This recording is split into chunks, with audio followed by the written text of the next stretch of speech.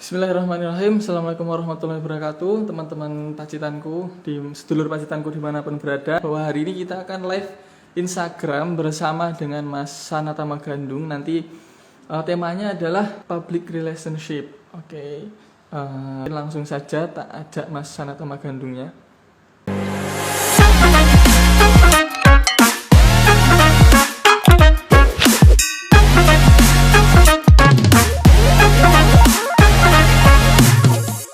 Oke, mungkin langsung perkenalan aja Mas sebelum materi.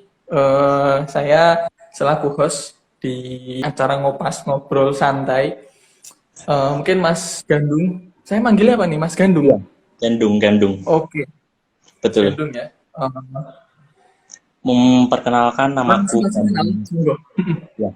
Perkenalkan namaku Gadung Senatama. Saya merupakan fresh graduate dari Universitas Brawijaya dengan jurusan Ilmu Administrasi Publik dan saat ini saya sedang di rumah di Pacitan. Oh, tahu gitu ketemuan Mas tadi Mas. Oke. Tadi gimana di administrasi publik ya? Iya, administrasi publik. Administrasi publik. Terus di Universitas Brawijaya. Betul, di Malang. Oke. Sudah lulus berarti ya? Sudah lulus kan katanya ini fresh graduate. Alhamdulillah udah lulus. Sebenarnya ya, Mas, kita intermezzo dulu ya sebelum masuk materi. Karena kan bukan podcast ya, live Instagram ini kan awalnya kan karena ya mengisi kekosongan konten juga. Terus kemudian ada insight dari teman-teman, masukan juga untuk gimana kalau ngobrol sama teman-teman pemuda lain gitu secara live streaming. Karena ini sifatnya terbuka ya, siapapun boleh mengajukan diri dan bersharing ilmu lah intinya. Kemudian Mas Gandung berkabar dan kita menyanggupi. Sebenarnya udah lama Mas ya kita mau ini, cuma saya aja yang pacitanku aja yang kurang tanggap. Nggak apa-apa. Masih banyak ini. Oke, mungkin bisa diceritakan Mas ya untuk untuk pertanyaan pertama nih kan tadi udah perkenalan diri ya. Ini kan administrasi publik, kemudian kok bisa masuk ke dunia public relation? Apakah emang dari SMA sudah tertarik gitu ngomong di depan umum, atau secara umum apa sih public relation itu? Sedikit cerita aja ya, Mas Sultan. Awalnya itu kan emang akunya sendiri tuh suka ketemu sama orang baru. Nah, public relations kan otomatis akan dituntut untuk ketemu sama orang-orang baru kayak gitu. Nah, jadi dari situ apapun kegiatan yang ada di perkuliahan pasti aku lolosnya itu kalau nggak HRD ya humas gitu aja. Dua itu aja. Yang lainnya mesti aku nggak lolos. Entah kenapa. Kayak teman-temanku katanya Gandung kalau ngomong itu bisa kayak mempengaruhi hal-hal yang positif buat orang yang di sekitar kayak gitu. Makanya aku mencoba untuk lebih dalam lagi untuk terjun ke PR dan aku ikut di Malang itu ada namanya itu Perhimpunan Hubungan Masyarakat Muda Malang, namanya itu Perhumas. Nah, itu aku joinnya di situ dari tahun 2018 kalau kurang lebih 18 itu aku udah gabung di sana dan awalnya itu aku masuk di HRD. Nah, terus teman-teman melihat nih perkembanganku kayak katanya itu melejit gitu loh. Nah, makanya aku nggak diterusin di HRD tapi aku jadi di public relations-nya kayak gitu. Nah, untuk public relations sih sebenarnya itu kebanyakan ada di perusahaan ya Mas Sultan. Jadi mereka menggunakan public relations untuk membangun citra dari perusahaan kayak gitu.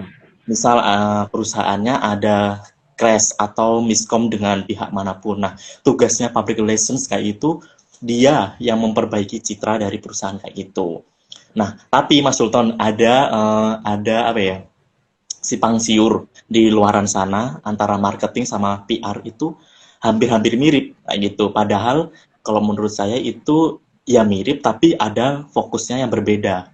Kalau di marketing itu kan emang kita fokusnya untuk berjualan produk dari perusahaan. Tapi kalau di public relations kita itu benar-benar membangun citra dari perusahaannya gitu. Tapi emang mereka itu 11-12 lah istilahnya kayak gitu. Berkesinambungan lah ya, saling Iya, betul. melengkapi.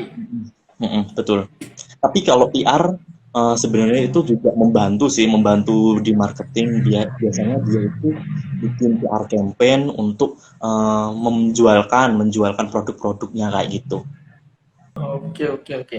Oke, itu kan tuh secara ini ya, secara apa ya, mungkin praktek di lapangan kali ya, secara mungkin dalam dunia profesional ya.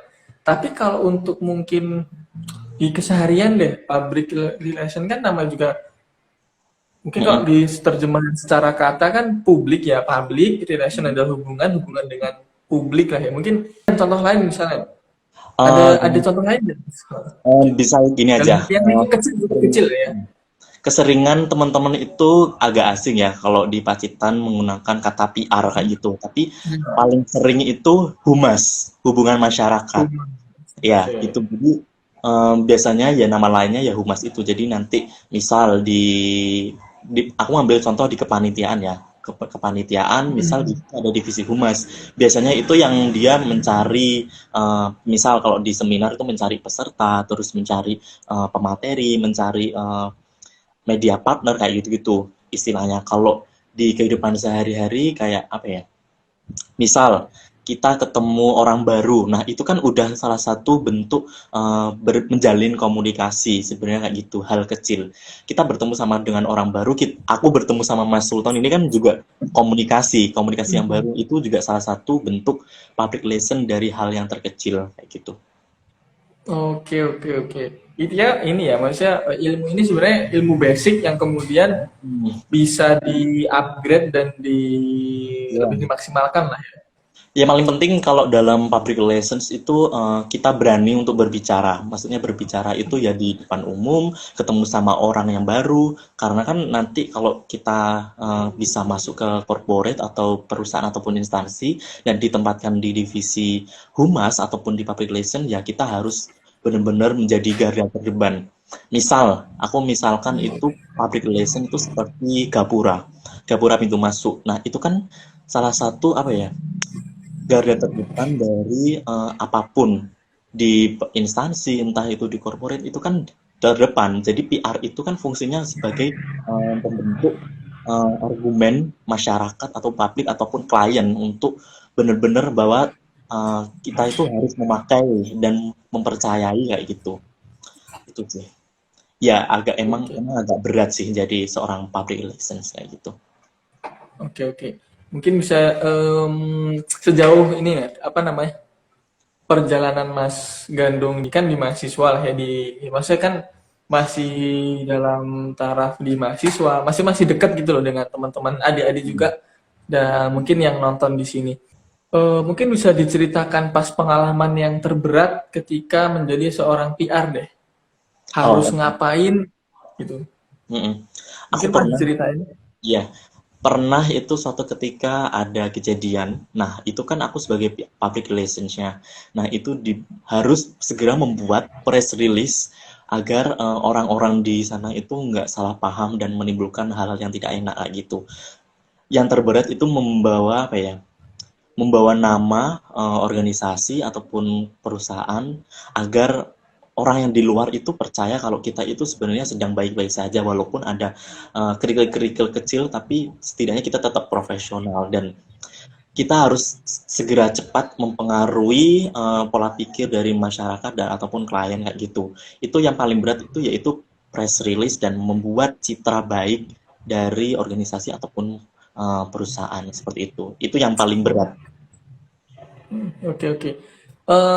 Ini tentunya kan dari misalnya humas atau PR ini kan, kalau misalnya dari segi peluang nih, peluang kalau kita ngomongin peluang kerja lah ya, contohnya peluang kerja atau peluang kita berpartisipasi dalam masyarakat kan nggak terbatas hanya di public relation atau humas suatu perusahaan atau organisasi kan.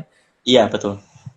Kalau Mungkin ngomong bisa di ya, kalau berbicara peluang ke depan, kita nggak usah jauh-jauh. Misal di Pacitan sendiri itu menurutku udah bagus sih yang di humasnya pemerintah kabupaten itu, humas Pacitan itu udah bagus karena dia selalu update apa yang ada kegiatan-kegiatan dari Bapak Bupati ataupun sekda ataupun jajaran-jajarannya itu udah bagus. Nah, kalau ngomong peluang ya paling banyak itu dicari itu emang di corporate, bukan di instansi seperti itu. Karena emang di corporate itu kan lebih eh, kita juga menjual dan memperbaiki citra. Misal kalau kayak kemarin kasusnya Eger, itu kan rame kan kayak gitu. Nah, itu yang paling bergerak dengan cepat itu PR-nya kayak gitu supaya hmm, orang-orang di sana itu nggak cenderung apa ya, menyesal ataupun agak males menggunakan produk dari Eger seperti itu. Yaitu kalau ngomongin peluang itu peluangnya sangat besar sekali, Mas Sultan. Oke, untuk di bidang lain mungkin Mas, selain di public relation suatu korporasi misalnya, kan bisa juga jadi misalnya penyiar radio kali ya, bisa kali mungkin. Mm-mm. Nah, ini yang aku belum spill. Kemampuan dari seorang public relation itu nggak cuman ngomong, tapi kita harus juga bisa critical thinking, terus analisis, terus hal-hal yang berkaitan sama teknologi. Misal teknologi itu ada desain, terus fotografi, terus hal-hal yang bisa membuat kita itu adaptif gitu dengan lingkungan sekitar. Dan jangan lupa itu networking. Nah, untuk yang seperti dibilang Mas Sultan tadi, kalau kita sebagai influencers misal ya, kayak speakers di radio-radio kayak gitu, bisa banget Mas. Kayak misal nih, public relation kan harus cakap banget kalau kalau ngomong kayak gini. Nah, ya itu bisa. Itu adalah salah satu apa ya, side-nya mereka. Kalau misal kayak ada orang kalau nganggur kayak gitu bisa lah kayak part-timean terus kita jadi penyiar, entah itu penyiar radio ataupun ngisi-ngisi podcast kayak gitu. Itu sih Mas. Dan kalau di Malang itu banyak banget teman-teman yang aku kenal itu awalnya dia itu PR, tapi sama aku kenal makin kesini itu dia merambah menjadi penyiar radio, terus diundang kemana-mana jadi speakers kayak gitu. Dan itu nilai sisinya lainnya kayak gitu. Itu sih Mas. Oke, oke. Berarti cakupannya kan pastinya luas ya, dan ini Iya, bisa betul. jadi apa namanya, skill lah, salah satu skill dasar di banyak bidang lah ya untuk public relation, karena kan Iya. dibutuhkan banget ya, misalnya kita sebagai contohnya misalnya admin suatu media misalnya, kan tetap Ya, harus gimana cara mengkomunikasikan ke publik, kan juga harus jago lah ya. kemampuan menulis dan kemampuan kita mengolah kata-kata supaya tidak menimbulkan persepsi yang negatif mungkin, dan supaya orang-orang di luar itu percaya bahwa misal di produk ini itu bagus kayak gitu. Emang bener-bener berat sih Mas, tapi ya tetap beratnya itu nggak berat-berat banget, tapi kan itu juga namanya tim public relation itu pasti bagus nanti dibantu dengan tim-tim yang lain kayak gitu. Tapi emang kalau dalam press conference kayak gitu, public relation pasti paling di depan karena dia akan menjadi spokesperson dalam berbicara kayak gitu. Oke. Ini Mas, mungkin ada nama atau ada orang yang mungkin boleh dari orang yang terkenal mungkin, atau yang sekiranya nggak terlalu terkenal, nggak apa-apa. Buat sekiranya nanti teman-teman yang nonton ini bisa bisa mencontoh gitu. Mm.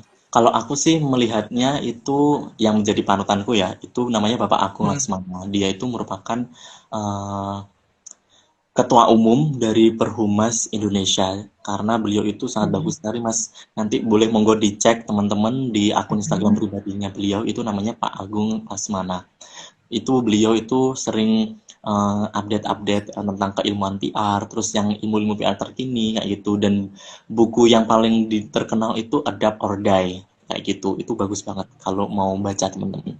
Dan Oke, oke. ada juga itu Dari namanya Bapak Asmono Wikan kayak gitu. Beliau foundernya PR Indonesia, dan itu Bapak Bapak Asmono Wikan itu salah satu apa ya, mempunyai fans yang sangat banyak di kalangan pemuda karena beliau itu sangat kekinian banget, sangat muda gitu loh, millennials. ngenomi lah, ngenomi lah. Iya betul, ngenomi. Oke, oke. Yang pertanyaan keempat nih, tadi kan udah ada perkenalan, latar belakang menekuni dunia PR, kemudian seberapa luas peluang di PR atau humas, itu kan luas banget ya, maksudnya semua Iya. bidang pasti memerlukan kan. Mm-mm. Terus kemudian tips-tips berkecimpung di dalamnya, mungkin kan kadang orang takut ya untuk memulai pembicaraan atau kayak mau basa-basi kayak gitu kan. Hmm. Selain ini nih, maksudnya selain membiasakan diri, mungkin ada tips-tips atau trik-trik yang lain mungkin bisa dikasih tahu, Mas. Kalau tips dari aku, kalian harus punya trend center. Maksudnya dari situ kalian akan terpacu untuk bukan mengikuti sih, tapi terinspirasi dari beliau-beliau kayak gitu. Nah, dari situ mencoba hal-hal yang relate dengan sesuatu. Misal mau jadi seorang PR, harus benar-benar harus memperhatikan tools-tools yang harus dimiliki seorang PR, misal writing, menulis kayak gitu, kemampuan menulis. Ya kalian harus benar-benar melatih menulis kalian dari sekarang. Kalian boleh menulis di blog, menulis di apapun, kayak media massa, kayak di koran maksudku. Terus jadi content writer kayak gitu. Itu kan salah satu kemampuan menulis untuk diasah kayak gitu. Nah, dan jangan lupa kalian olah public speaking kalian kayak gitu. Jangan sampai kemampuan menulis kalian udah better, tapi kemampuan speaking kalian itu belum maksimal kayak gitu. Apalagi kalau kalian ketemu sama orang-orang baru. Nah, ini kemampuan public speaking ini sangat penting sih, Mas. Dan kebanyakan teman-teman itu kayak ketemu sama orang baru itu kayak istilahnya itu ndredeg gitu loh. Kayak ngomongnya bagus kayak gitu. Jadi Grogi, demam ya, panggung. grogi banget. Jadi dilatih sedikit. Emang nggak bisa instan sih. Ya sebaiknya kalian harus melatih sedikit-sedikit, tapi biar kelihatan kalau kalian itu berprogres kayak gitu. Dan misal nanti kalian udah melakukan itu, coba kompetisi-kompetisi public relations kayak gitu. Jadi banyak banget. Oh, ada, Mas. Ada. Itu gimana, Mas, gambarannya misalnya untuk kompetisi-kompetisi gitu? Uh, Apa ngomong jadi MC kah atau seperti apa mungkin? banyak cabangnya, Mas, Apa? kalau mau PR. Kemarin aku mengikuti public relations campaign, namanya PR campaign, dan itu aku udah ikut 3 kali dan alhamdulillahnya itu nyabet semua. Dan yang pertama itu aku ikut PR Rookie Stars Indonesia itu 2020 itu jadi top 20. Terus yang 2020 bulan Agustus kemarin aku jadi juara 2 di PR campaign-nya Vokasi UI. Terus yang baru kemarin banget itu aku juara 1 di sosial campaign-nya Universitas Pembangunan Jaya. Itu banyak banget. Dan ada sisi lain itu biasanya itu kalau nggak debat isu-isu PR, terus biasanya public speaking, news anchor. Mungkin ada Terus studi kasus juga kali ya? iya, ada studi kasus. Semuanya itu ada studi kasus, tapi tergantung teman-teman mau ngambil yang bidang mana kayak gitu. Oke, berarti tipsnya mungkin bisa dipersingkat nih, biar teman-teman nanti juga apa di poin-poin ini. Satu, Oh, misalnya tadi kan harus berani kan ya. yang pertama itu kalian harus memilih trend centernya kalian siapa. Terus yang Trendsetter ya, kedua, benar-benar trendsetter. yang kedua kalian harus memulai dari itu, misal writing, kalian harus mendalam writing, terus habis itu public Oh, speaking. itu tulisan ya? Mm-mm. Tulis, Hmm, nulis, hmm, hmm. nulis. Terus itu. Terus yang ketiga itu mencoba untuk mengikuti kompetisi. Udah, itu aja. Berarti 3 itu aja ya sebenarnya kalau misalnya dari Mas Gandung ya selama ini. Berarti pertama ya trendsetter itu setidaknya ada yang gambaran standar minimal tuh seperti beliau gitu ya, ada yang dicapai lah ya. Mm. Kemudian yang kedua tadi dengan content writing dulu ya Mas ya, kita harus punya basic di penulisan gitu. Selain kita pinter jago ngobrol gitu. Iya, betul. Oh, Mm-mm. terus yang terakhir itu ikut kompetisi ya. Mm-mm. Kompetisi dari situ kan kita terlatih gitu loh. Benar-benar terlatih dari bisa dari PR, lessons muda kayak gitu. Sebenarnya itu harus kita lawan hal-hal yang males kayak gitu-gitu supaya kalian tetap berprogres kayak gitu, Mas Sultan. Oke, oke. Terus ini Mas, berarti kan dengan cara kita apa namanya ikut kompetisi kan setidaknya kita terpaksa terdorong lah ya.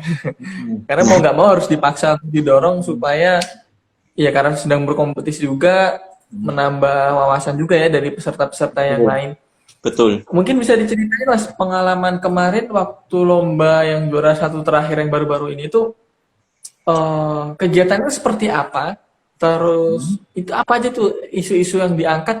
Apakah ini tim atau individu gitu juga boleh diceritain Mas biar ada gambaran gitu. Soalnya saya juga belum ada gambaran tuh kok PR dilombain ya. Kalau misalnya debat kan banyak kan, misalnya Iya. debat atau Hmm. yang lain lah ya. Kalau PR kan kayaknya masih belum banyak yang tahu gitu loh. Mungkin bisa diceritain lah.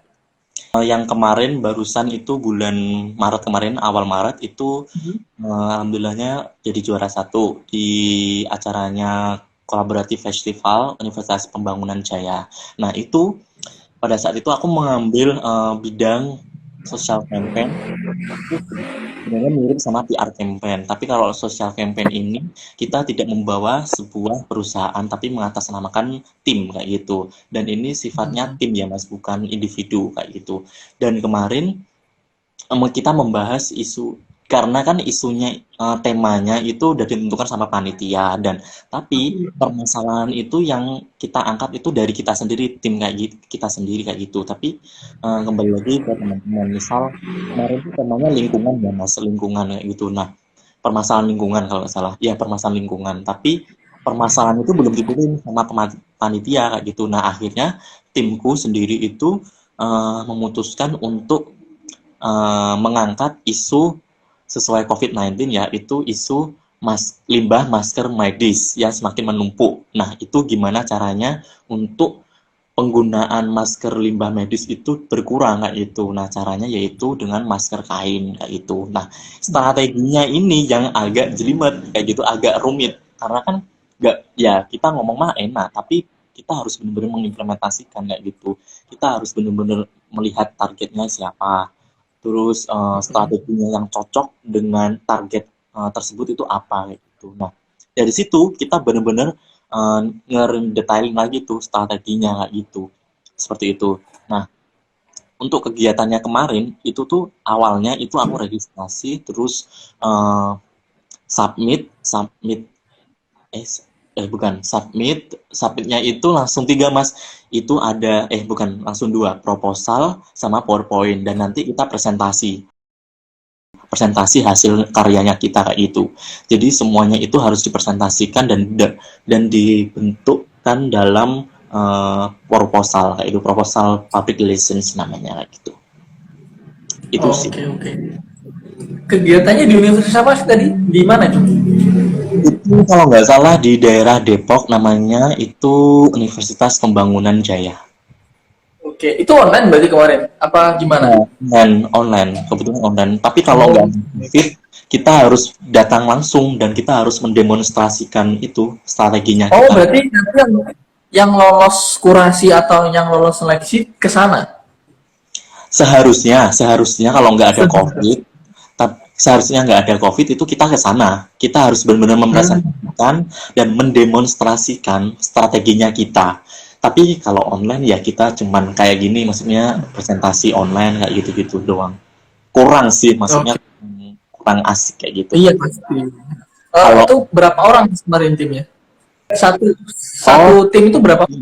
satu tim 3 orang.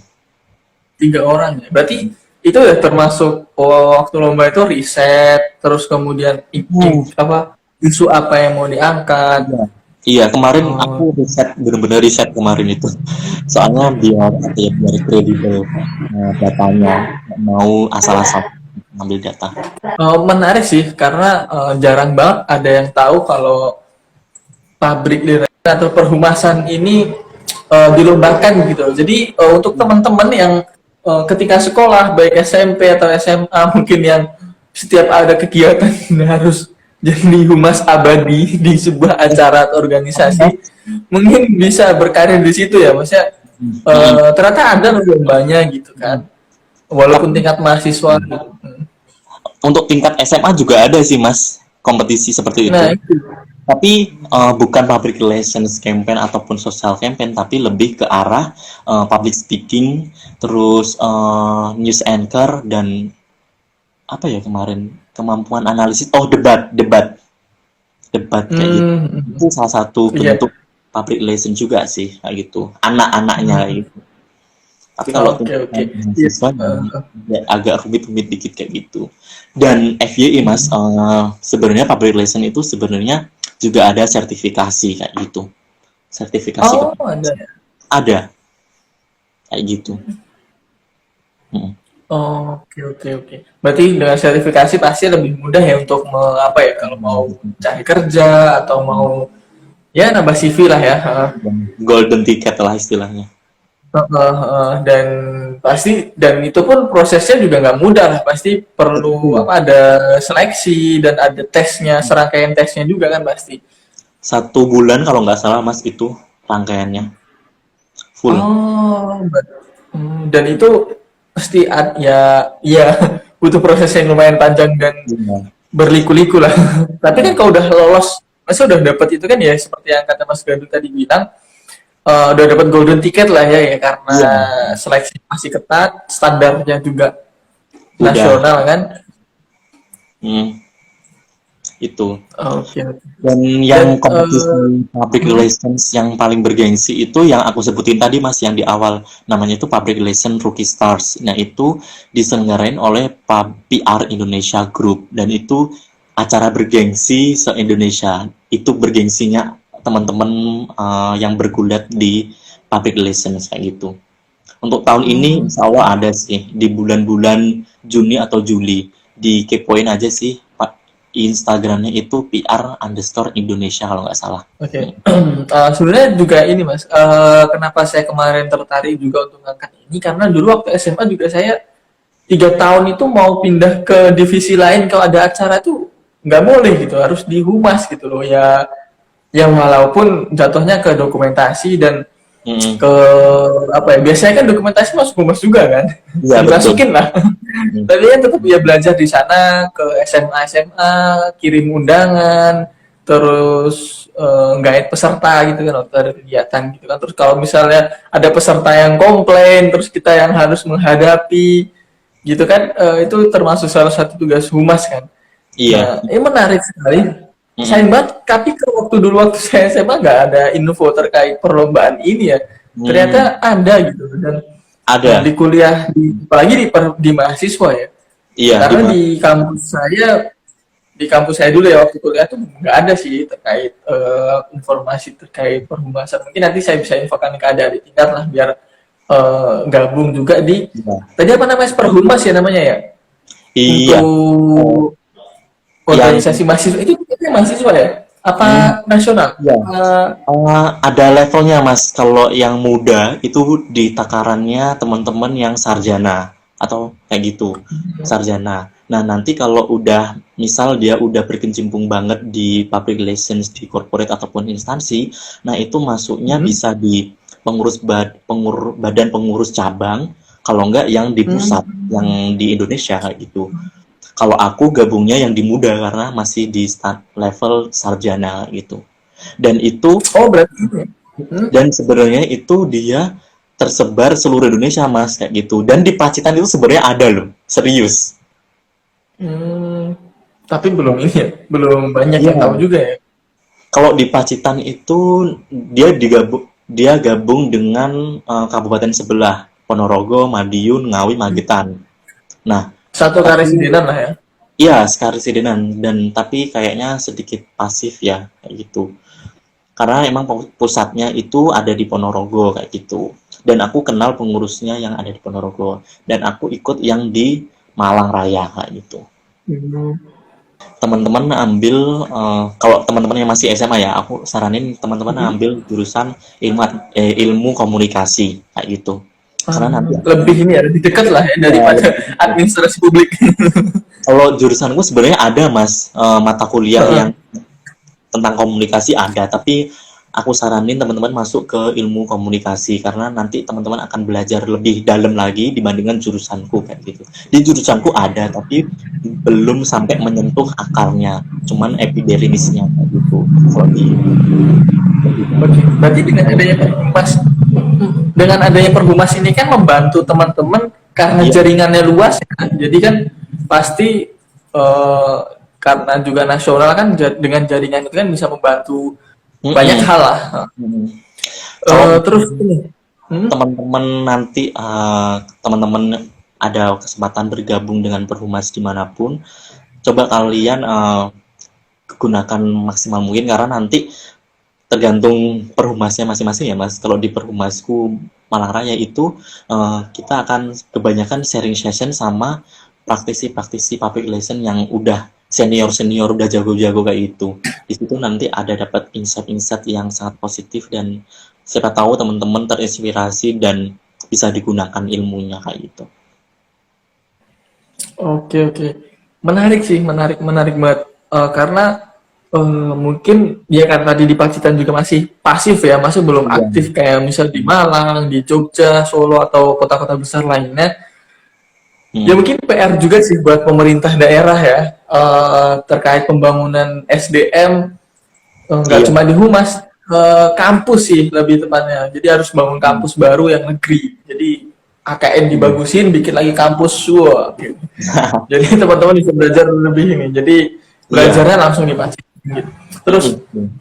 eh tadi kan sempat nyinggung ya terkait administrasi publik dengan kemudian jurusannya Mas Gadung sendiri yang ya belajar, tapi kan kalau untuk humas kan lebih deket ya emang sih lebih deket di ilmu komunikasi ya karena Iya, betul. ini sejalur lah ya. Tapi kan Mm-mm. kalau waktu dunia kuliah kan yang penting ada kemauan kan dimanapun bisa berkembang ya. Betul. Eh, Oke Mas, mungkin untuk terkait humas dan public relation ini kita cukupkan dulu. Nanti kita bahas di akhir-akhir mungkin dibahas lagi untuk kesimpulan. Nah, eh, sekarang kan lagi adik-adik yang SMA nih, itu kan lagi mau kuliah, lagi mau masuk kuliah nih. Mm-mm. Kemudian kemarin juga lagi rame trending juga terkait yang lolos SNMPTN. Kemudian Betul. nanti ke depan ada SBMPTN juga dan jalur-jalur yang lain lah. Nah, Mm-mm. hmm, kita lanjut sekalian ke segmen apa namanya? Tanya cutting lah, tanya ke cutting kan. Kan udah lulus nih. Nah, kira-kira nih misalnya ada followers atau ada yang nonton kali ini, dia masuk ke administrasi publik atau ada yang masih bingung nih mau masuk jurusan apa, kemudian kok tertarik ke administrasi publik, apa aja sih yang dipelajari di administrasi publik itu? Eh, Ilmu administrasi publik itu kita fokusnya untuk terlahir sebagai pelayan masyarakat, pelayanan masyarakat. Masya Allah, mulia sekali berarti ya. Ya, sebenarnya Mulia sekali. dan dulu itu namanya bukan administrasi publik, tapi administrasi negara. Nah, perbedaannya Oh, dari administrasi negara dan publik itu beda fokus. Nah, untuk yang negara itu cuman melibatkan pemerintah, masyarakat doang. Nah, untuk yang publik ini ke teori, aku sedikit cerita ya, itu ada namanya teori pentahelix. Namanya itu teori pentahelix, itu melibatkan pemerintah, terus pemerintah, terus masyarakat, ditambah dengan swasta. Ini teori pentahelix. Nah, itu yang membedakan administrasi negara dan administrasi publik. Dan di administrasi publik itu belajar apa saja? Belajar tentang bagaimana kita dituntut sebagai orang yang profesional sesuai teori good governance, karena emang kita dituntut nanti lulusannya sebagai pelayanan masyarakat di pemerintah atau di instansi seperti itu, kayak gitu. Nanti kita akan belajar good governance, terus teori kepemimpinan, terus gak beda jauh dengan pelajaran SMA, percaya, sumpah. Aku awal-awal masuk itu kaget, loh kok pelajaran ini ada di kuliah kayak gitu. Kita nanti belajar sejarah juga ada, belajar undang-undang PPKN itu juga ada kayak gitu. Jadi hukum administrasi negara itu ada kayak gitu, nggak jauh-jauh banget dengan pelajaran SMA. Kalau yang SMA-nya IPS loh ya, kalau IPA ya yang kayak gitu. tentunya lebih dalam lagi lah ya. Kalau SMA Nah, mungkin masih eh, seperempat awal, nanti pas kuliah pasti lebih dalam lagi ya yang dipelajari ya. tuh. Mm-mm. Terus ini deh, administrasi publik itu sejak kapan Mas jadi, maksudnya dari administrasi negara kemudian menjadi administrasi publik itu berubah sejak kapan? Berubahnya itu sekitar tahun 1990-an, itu udah beralih fokus sebenarnya itu. Tapi sebenarnya masih ada Mas, administrasi negara itu sebenarnya masih ada. Dan administrasi publik itu yang lagi merapat kayak gitu. Dan for your information aja sih, jurusan ilmu administrasi publik tertua yaitu di Universitas Brawijaya di jurusanku, yang paling tua gitu. Paling tua ya. Berarti jaringan alumni lebih banyak juga pastinya kan? Ya, setuju. Itu. Oke. Ini Mas, mungkin pertanyaannya sedikit apa ya? Ini, kenapa dulu memilih administrasi publik? Kecelakaan kah? Atau memang pilihan? Enggak sih, enggak kecelakaan, itu emang pilihan. Oh, pilihan ya. Kan enggak sih. Emang aku kan di administrasi publik kan emang ada kan Mas ilmu-ilmu tentang kayak ngomong, kayak speaking kayak gini juga ada kayak itu. Dan kebetulan aku dulu pas SMA itu juga pernah ikut debat yang mungkin teman-teman tahu itu namanya debat keluarga sadar hukum, Kadarkum. Nah, itu jadi nilai poin plus karena aku kemarin pas SMA itu sama timku itu lolos sampai ke provinsi dan itu poin plus untuk lolos di jurusan ini kayak gitu. Jadi ya udahlah aku apply aja kayak gitu dan tingkat masuk lihat berdasarkan rapot itu sangat tinggi aku lolos di situ kayak gitu.